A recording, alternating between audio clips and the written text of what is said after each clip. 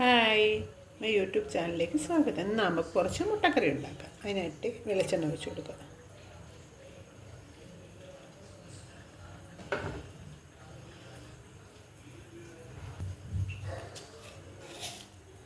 എണ്ണയിലോട്ട് നമുക്ക് കുറച്ച് കടുക് ഇട്ട് കൊടുക്കാം.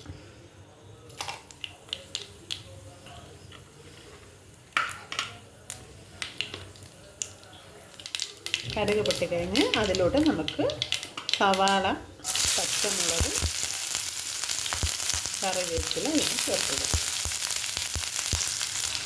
അതിലോട്ട് പാകത്തിന് ഉപ്പും ചേർത്ത് മിക്സ് ചെയ്യാം. വഴറ്റിക്കും. അത് കഴിഞ്ഞ് അതിലോട്ട് നമുക്ക് കുറച്ച് മഞ്ഞൾപ്പൊടി ചേർത്ത് കൊടുക്കാം. അത് കഴിഞ്ഞ് അപ്പോൾ സവാളയും പച്ചമുളകും വേപ്പിലയും നല്ല മൂത്ത് കഴിഞ്ഞ് ശേഷം ഉപ്പും മഞ്ഞളും ചേർത്ത് വഴറ്റിയെടുത്ത് മതി. നമുക്ക് തക്കാളി ചേർത്ത് കൊടുക്കാം.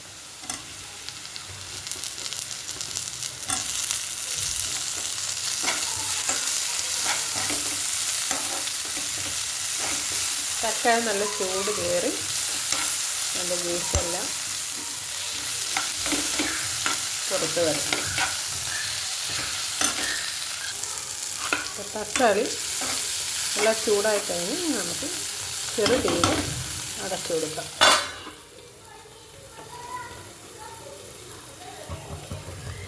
അപ്പം തക്കാളി നല്ല വാടി ജ്യൂസെല്ലാം ആയിക്കഴിഞ്ഞ് നമുക്ക് പൊടികൾ ചേർത്ത് കൊടുക്കാം.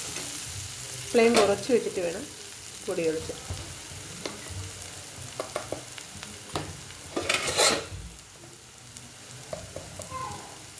മുളക് പൊടി,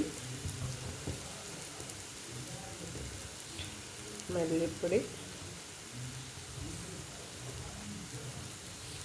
ലേശം ഗരം മസാല മിക്സ് ചെയ്യും.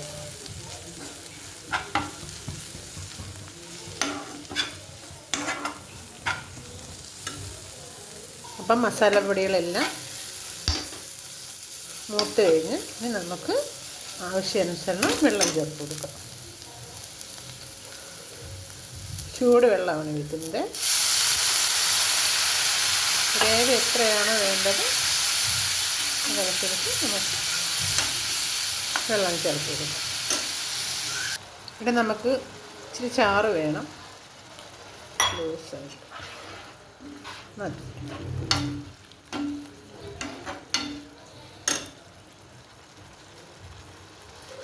ചൂടുവെള്ളം വീട്ടിൽ എന്താ ദേഹത്തിൽ നമുക്ക് തിളച്ച് കിട്ടി. ലേശം കസ്തൂരി മേത്തി ഇതിലോട്ട് ചേർത്ത് കൊടുക്കുക. ടേസ്റ്റിന് വേണ്ടി നന്നായിട്ട് തിളയ്ക്കണം. ഈ ടൈമിൽ തന്നെ നമുക്ക് മുട്ടയുടെ ചേർത്ത് കൊടുക്കാം.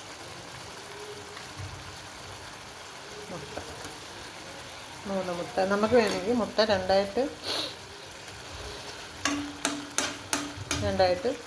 മുറിച്ച് ചേർക്കാം. ഞാനിപ്പോൾ അങ്ങനെ ചേർക്കുന്നില്ല. ഇങ്ങനെ നമുക്കിത് തിളപ്പിച്ചെടുക്കാം. അടച്ച് തിളപ്പിക്കാം.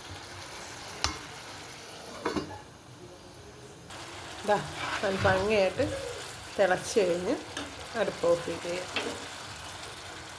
അപ്പോൾ സ്വാദിഷ്ടമായ മുട്ടക്കറി റെഡിയായി. എല്ലാവരും ട്രൈ ചെയ്ത് നോക്കണം. ഒരു ഈസി എഗ് കറിയാണ്.